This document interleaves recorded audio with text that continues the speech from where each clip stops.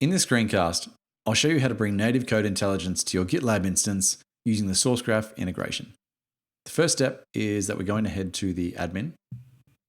We're going to go to site configuration, and we need to add the cause origin property. And this is so when GitLab from the front end makes a cross-origin network request, Sourcegraph knows that it's okay to respond. Okay, so we've got the URL of our GitLab instance here. Let's save that. Okay, once that is done, then the next step is to go and enable the integration in GitLab. So to do this, let's head to the admin area, to integrations, and you'll see that Sourcegraph is not yet in this list. And that's because it's currently behind a feature flag.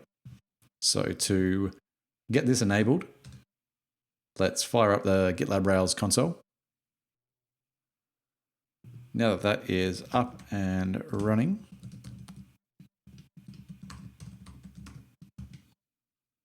let's enable Sourcegraph. Head back to GitLab, refresh this page. Now we see that Sourcegraph is here. Really simple to configure. Just need the address of our Sourcegraph instance. Save that.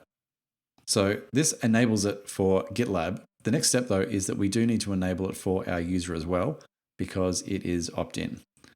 So to do this, we're going to go to settings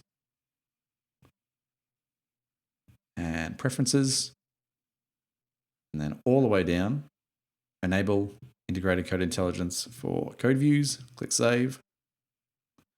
Alrighty, so now that all of that is done, if we head back to the merge request, now when looking at code views in this merge request, we can see that we have code intelligence.